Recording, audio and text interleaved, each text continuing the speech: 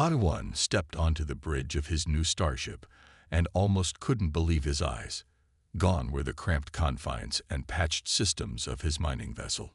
Instead, he stood in a spacious command center with gleaming consoles and holographic displays.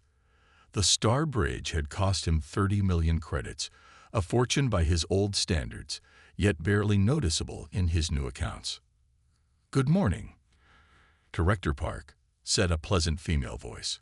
"I am Jai-yun, your ship's financial management system." A holographic woman appeared beside him, dressed in formal business attire. Her appearance was clearly designed to put humans at ease, an AI assistant with a friendly face.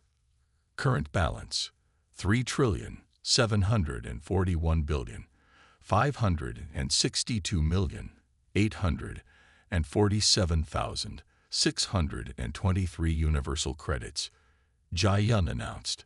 Minus recent expenditures, your new vessel, crew contracts, and licensing fees.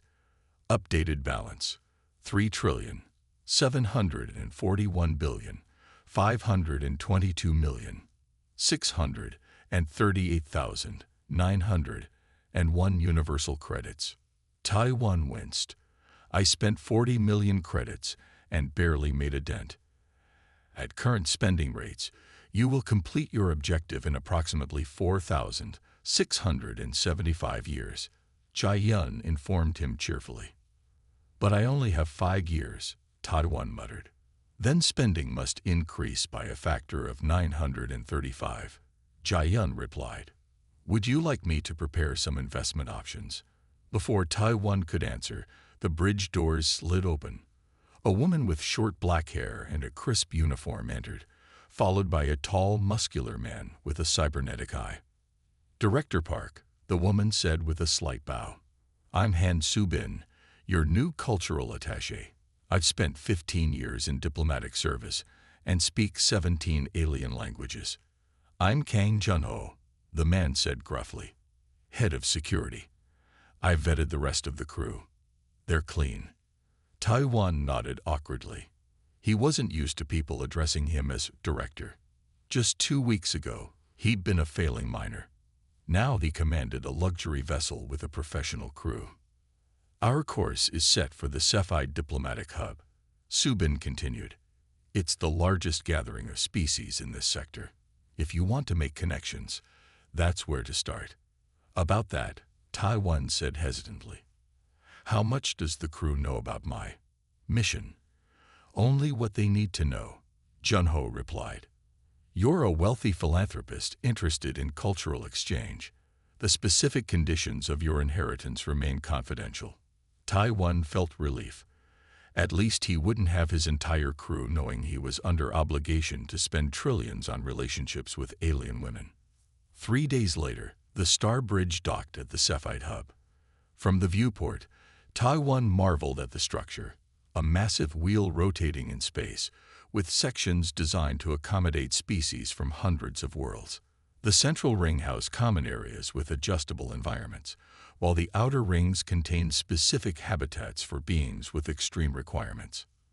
"Remember," Subin advised as they prepared to disembark, "first impressions matter. Many species have different gradings and taboos. Follow my lead." Junho checked his sidearm. "And stay close. The hub is generally safe, but your new wealth makes you a target." They stepped into the hub's main promenade. Taiwan had seen aliens before. The mining belt had its share of non-human contractors, but nothing prepared him for this diversity. Tall, willowy beings glided past short, stocky creatures. Some species floated in anti-gravity bubbles, while others moved on multiple legs or tentacles. "There's a cultural exchange reception in the Grand Hall this evening," Subin informed him. "Representatives from at least 47 species will attend." "Perfect," Taiwan said, though his stomach knotted with anxiety. That evening, dressed in formal attire, Taiwan entered the Grand Hall. The massive chamber featured adaptable sections to accommodate various atmospheric and gravity needs, with transparent barriers separating incompatible environments. "Good luck," Subin whispered. "And remember, don't lead with your wealth. These are sophisticated beings, not prizes to be purchased.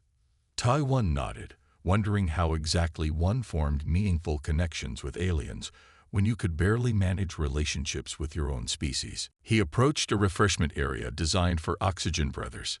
Standing nearby was a striking blue-skinned being with delicate translucent fins running along her arms. She appeared vaguely humanoid, but her iridescent scales caught the light with every movement. "Excuse me," he said, trying to remember Su Bin's lessons. "Is this your first time at the hub as well?"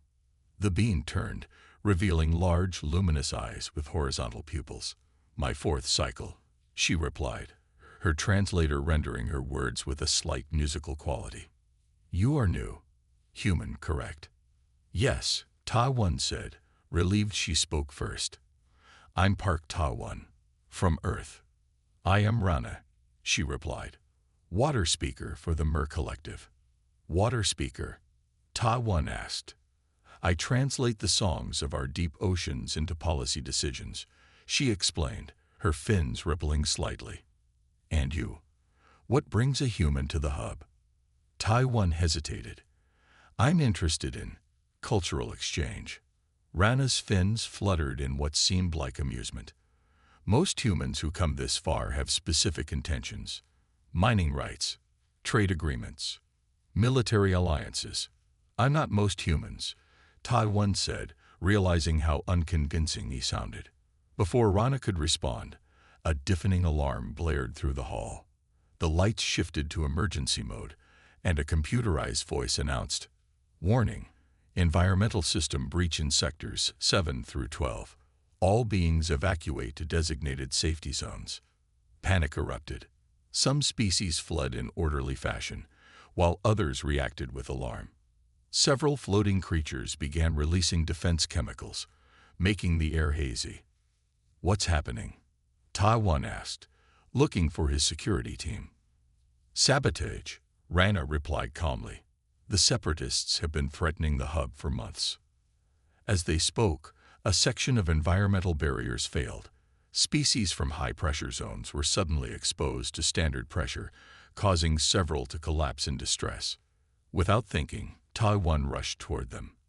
Rana followed, using her translator to communicate with the affected beings. Together, they helped guide injured aliens toward emergency medical stations. For the next 3 hours, Tai-1 worked alongside Rana, moving from section to section. He used his emergency training from mining operations to help seal breaches and stabilize environments. When hub security finally contained the situation, Tai-1 found himself exhausted but exhilarated. He'd never felt so useful. "You surprise me, human," Rana said, finding him helping injured beings at a medical station. "When danger came, you did not think of yourself first." "I'm just used to emergencies from my mining days," he explained. Rana's fins rippled. "Most beings reveal their true nature in crisis. Your actions speak well of you." She extended a webbed hand. "My delegation would welcome your assistance in the aftermath. We have many displaced from water environments." Tai-1 looked at her outstretched hand, then took it carefully. Her skin was cool and slightly slick, but the gesture felt undeniably right. "I'd be happy to help," he said. Later, as he returned to his ship to change into dry clothes, Jun-Ho gave him an approving nod. "Not how we planned your first diplomatic engagement," his security chief said, "but effective. You've made an impression." "Yes," Su Bin agreed. "A water speaker has significant influence. Her attention is valuable." Tai-1 nodded, though he wasn't thinking about influence or value. For the first time since receiving his inheritance, he felt he might actually fulfill his benefactor's strange mission, not because of money, but because connecting with others across species lines suddenly seemed worth doing for its own sake. "Jai-Yun," he called to his financial AI as he entered his quarters. "Prepare a donation for the hub's reconstruction efforts. Make it significant." "How significant, Director Park?" the AI asked. Tai-1 smiled. "Enough to get their attention." Tai-1 pulled his hood lower as he walked through the bustling marketplace on Darrow. The desert planet's 3 suns beat down mercilessly, But that wasn't why he hid his face. 6 months into his mission, privacy had become a luxury more valuable than his trillions. A holographic news display flickered above the market stalls. Taiwan froze when he saw his own face projected 10 feet tall.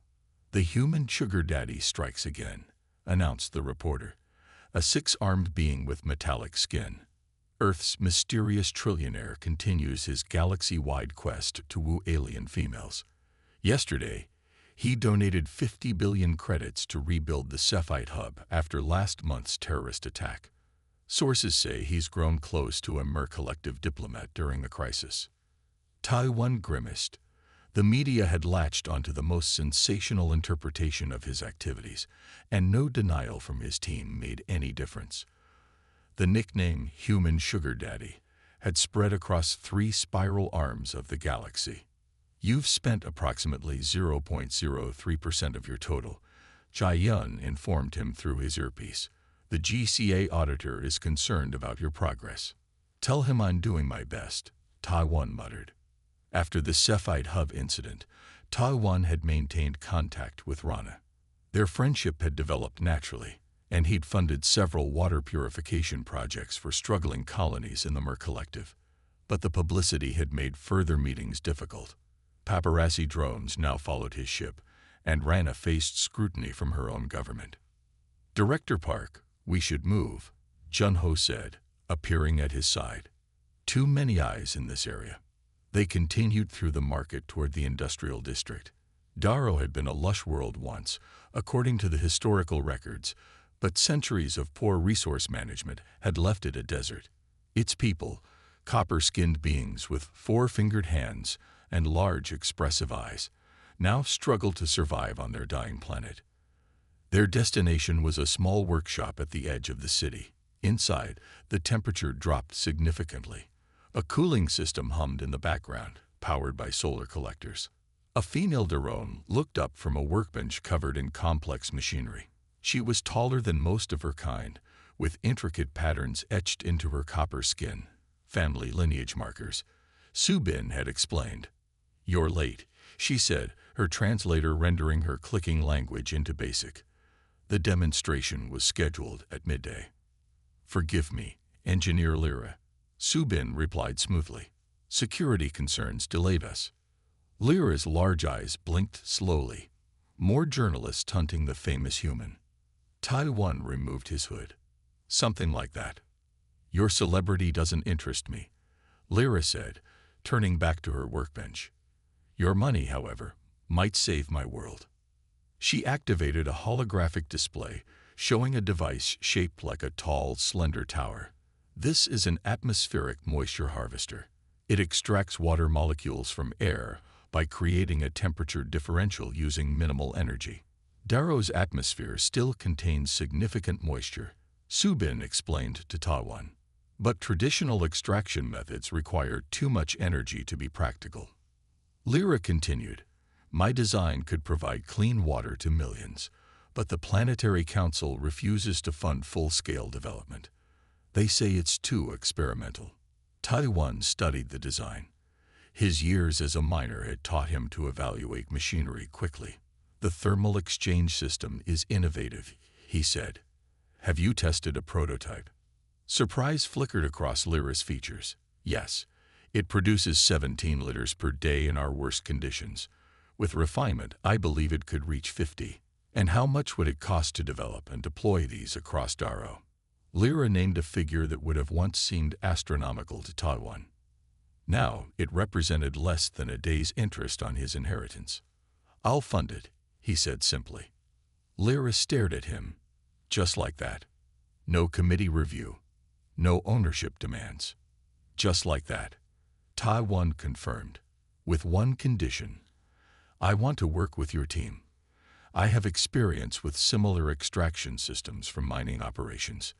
He's not joking, Junho added when Lyra continued to look skeptical. "The director has a strange approach to philanthropy." Over the next month, Taiwan split his time between funding arrangements and actual engineering work. For the first time since receiving his inheritance, he felt useful again. His mining experience proved valuable as Lyra's team scaled up the moisture harvesters. One evening, as they watched the first rain clouds in a decade form over Darrow's capital, Lyra took his hand. The gesture surprised him. Darones rarely initiated physical contact with off-worlders. "My people have a saying," she told him. "True wealth flows like water. It brings life wherever it touches." Their fingers intertwined, her 4 copper digits against his 5 human ones. The moment was interrupted by Subin's urgent arrival. "Director, we have a situation." A Galactic Commerce Authority vessel had entered orbit. On board was Senior Auditor Pack, responsible for monitoring Tadawan's compliance with his inheritance conditions. The meeting took place in the Star Bridge's conference room. Auditor Pack was a thin, severe man with augmented eyes that recorded everything they saw. "Director Park," he began without preamble, "the GCA is concerned about your rate of expenditure. At current pace, you will spend only 30% of your inheritance within the 5-year window." "I'm making progress," Taiwan argued. "The Darrow project alone represents billions in investment." "Yes, the moisture harvesters." Pack consulted his datapad. "Which brings me to our second concern. The conditions of your inheritance specifically mention relationships with non-human females. Business investments may not qualify." Taiwan felt his face grow hot. "My relationship with Engineer Lyra is not just business." "So you claim a personal relationship with the Darone engineer?" Pack asked, his augmented eyes zooming slightly. "Yes," Taiwan said firmly, realizing as he spoke that it was true. Their connection had grown beyond professional collaboration. "Very well. The GCA will continue monitoring the situation." Pack rose to leave, then paused. "One final matter. Your activities have attracted attention. Several organizations are tracking your movements." "We're aware of the media interest," Junho said. "I'm not referring to journalists," Pack replied coldly. "There are those who believe your sudden wealth and interest in alien cultures represents a human government operation. Be careful, Director Park." After the auditor departed, Taiwan called an emergency meeting with his core team. "What did he mean about organizations tracking us?" he asked Junho. The security chief looked grim. "We've detected unusual scanning patterns around the ship. Someone's been trying to access our systems. I assumed it was journalists at first, but the techniques are too sophisticated." Subin added, "There are rumors in diplomatic circles. Some believe you're a front for Earth's expansion efforts." "That's ridiculous," Taiwan said. "I have nothing to do with Earth's government." "Perhaps," Subin replied carefully, "but your inheritance came from somewhere. Have you investigated Professor Kim's background thoroughly?" Taiwan realized he hadn't. He'd been so overwhelmed by the inheritance that he'd never questioned its origin. "Jai-yun," he called to his eye, "I need everything you can find on Professor Kim Do-hyun. Academic records, research history, associates, everything." "This may take time, Director," the eye replied. "Many records are restricted. Use whatever funds necessary," Taiwan instructed. "I need to know who my benefactor really was, and why he chose me." That night, as Darrow experienced its first rainfall in years, Taiwan couldn't join the celebrations. A growing sense of unease kept him awake. His wealth had brought possibility to millions, yet it was also making him a target. And somewhere in the professor's past lay answers he now desperately needed. Taiwan examined the technical schematics displayed above the conference table. The Darone Moisture Harvester project had expanded beyond all expectations. In just 3 months, over 5,000 units had been deployed across the planet's equatorial region. Our latest atmospheric readings show a 7% increase in ambient humidity, Lyra reported to the gathered officials and investors. "At this rate, we might see sustainable cloud formation within 2 years." Taiwan smiled with genuine pride. This was exactly the kind of project his inheritance could make possible, technology that transformed lives. The connection he'd formed with Lyra had deepened too, evolving into something neither of them had names for yet. The presentation continued as Lyra outlined the next phase of deployment. Taiwan noticed Junho enter the conference room, his face tense. The security chief made a subtle hand gesture, their signal for urgent trouble. Before Taiwan could respond, the room's lights flickered. A high-pitched whine filled the air as something struck the building. "Down!" Junho shouted, diving toward Taiwan. The security chief's body slammed into him just as a section of wall exploded inward. Through the dust and debris, Taiwan saw a focused energy beam slice through the exact spot where he'd been standing. Chaos erupted. The drone officials scattered. Junho pulled Taiwan behind a fallen support beam. "Targeted attack," Junho said grimly, drawing his weapon. "They knew exactly where you'd be." Lyra appeared beside them, her copper skin dusted with debris. "This way," she said. "There's a maintenance tunnel." They crawled through the narrow passage as security alarms blared throughout the complex. Lyra led them to a small transport vehicle waiting outside a service entrance. "Get in," she ordered. "My people will create distractions." As they sped away from the city, Taiwan saw multiple explosions in different districts, carefully planned diversions to confuse whoever had attacked them. "Where are we going?" he asked. "An abandoned moisture farm in the deep desert," Lyra replied. "No one has used it for decades." Junho was already on his communicator. "Su-bin, secure the ship. Lock down all systems and prepare for emergency departure. And tell Jai-yun to accelerate her research into Professor Kim." The farm was little more than a collection of domed structures half buried in sand. Inside, ancient equipment stood frozen in time. The air was stale but breathable. "We should be safe here temporarily," Lyra said. "The deep desert interferes with tracking systems." For 3 days, they remained hidden. Junho maintained minimal contact with Su-bin, who reported that unknown forces had attempted to breach the Star Bridge's security systems multiple times. On the 4th day, Jai-yun finally reported a breakthrough. "I've decrypted additional data embedded within your inheritance files," the AI announced through Junho's secure communicator. "The fortune isn't merely currency.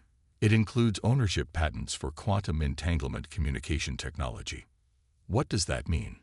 Taiwan asked. Lyra's eyes widened. "Instantaneous communication across unlimited distances," she explained. "Current galactic communications rely on quantum relays with slight delays. True entanglement would eliminate delay entirely." "The technology would revolutionize everything," Junho added. "Military operations, financial transactions, colonization efforts. Why would Professor Kim hide this in my inheritance?" Taiwan wondered. "Because the technology is too powerful for any single government to control," said a familiar voice. They turned to see Rana entering the dome. The Mer diplomat's blue skin was covered by an environmental suit to protect her from Darrow's dry climate. Junho instantly drew his weapon. "How did you find us?" "Your ship's systems aren't as secure as you believe," Rana replied calmly. "But I'm not your enemy." "Prove it," Junho demanded. Rana removed a small data crystal from her suit. "This contains the complete truth about Professor Kim Do-hyun and your inheritance." Using a portable projector, they viewed the crystal's contents.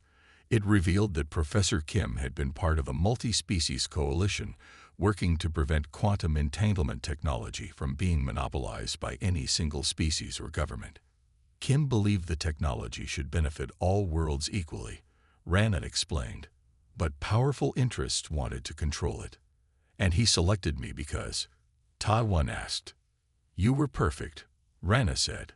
"Unconnected to existing power structures, no political affiliations, practical experience as a frontier worker.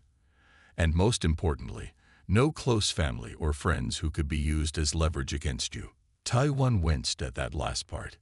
His lonely life had made him an ideal candidate. "The relationship clause," he began, "was designed to ensure the technology benefited multiple worlds." Rana finished. "By forming connections with different species, you would naturally share the benefits widely." So when I funded Lyra's moisture harvesters, Taiwan started. You proved Kim's theory correct, Rana said. You didn't just give money. You stayed to help implement the technology. You formed a genuine connection with Lyra and her people. Lyra reached for Taiwan's hand. This explains why your funding came without the usual exploitation. But who's trying to kill me? Taiwan asked. Rana's expression darkened. The Stellar Consortium, ultra-wealthy elites from multiple species working to control communication technologies. They've realized what your inheritance truly contains. So you're part of Kim's coalition?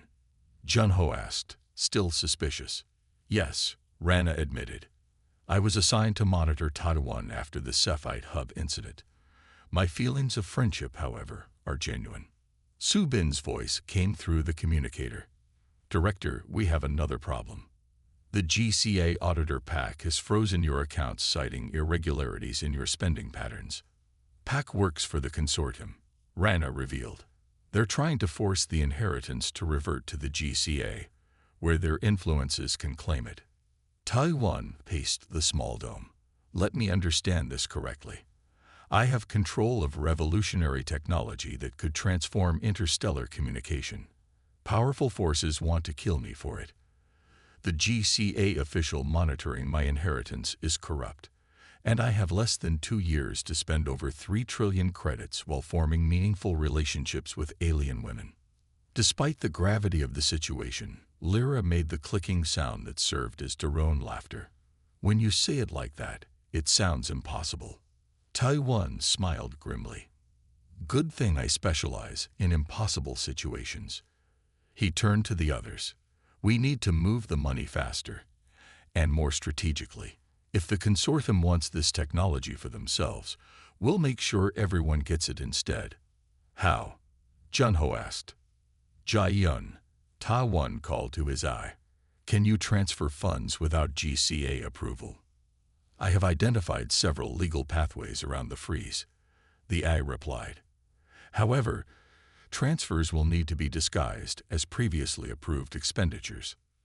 Perfect, Taiwan said. And I'll need a legal team to create something new, an interspecies foundation with a very specific charter. What are you planning? Rana asked.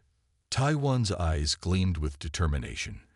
Professor Kim gave me this fortune to connect worlds. If I'm going to die for it, I might as well make sure it accomplishes what he wanted. That night, as the 3 moons of Darrow cast ghostly light over the desert, Taiwan worked feverishly on his plan. The modest moisture farm became an unlikely headquarters for what would become the most ambitious wealth redistribution in galactic history. With less than 2 years remaining and powerful enemies closing in, Taiwan knew the real challenge was just beginning. But for the first time since receiving his inheritance, he felt he truly understood its purpose.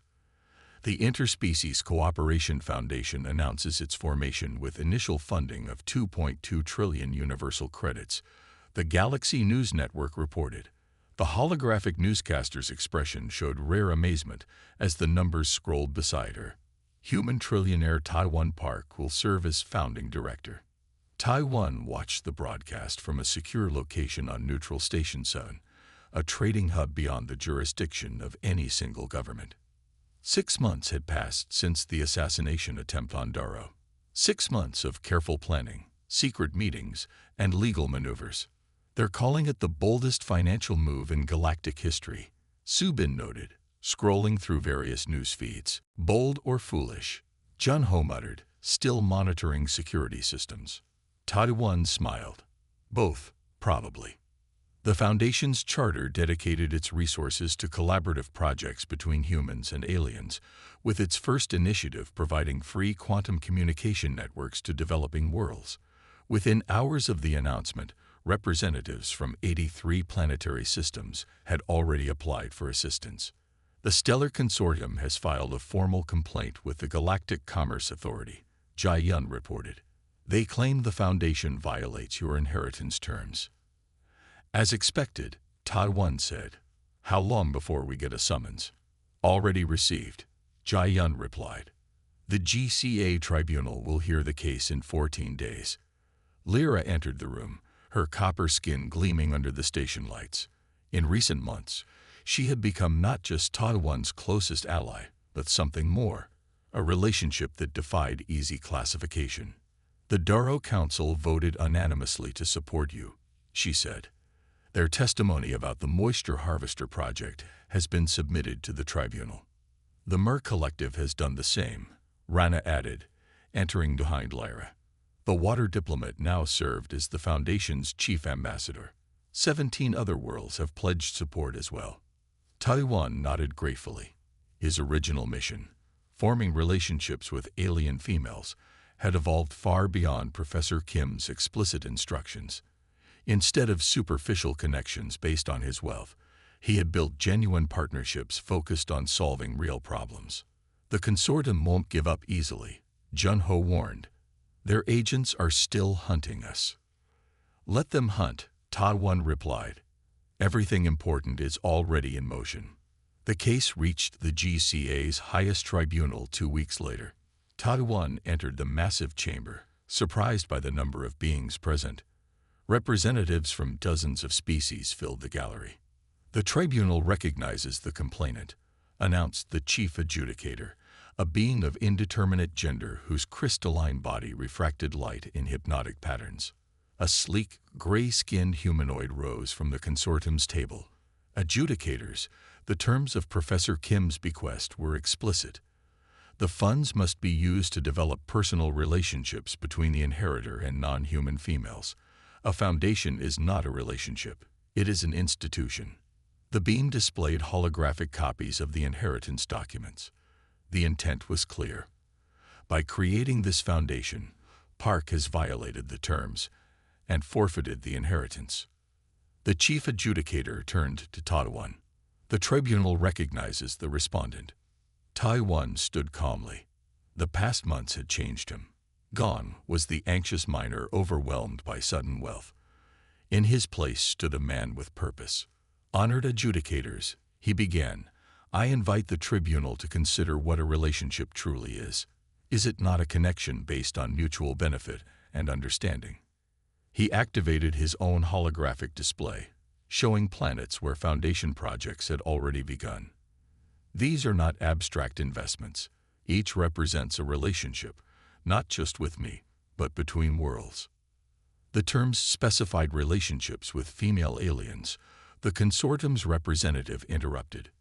"Indeed," Taiwan agreed, "and I call my first witness, Engineer Lyra of Daro." Lyra approached the witness stand. For the next hour, she described how Taiwan had not merely funded her moisture harvesters, but worked alongside her team, learning her language, sharing meals with her family, and becoming part of Daroan life. Next came Rana, who recounted their first meeting during the Sci-Fi hub attack and their growing friendship since.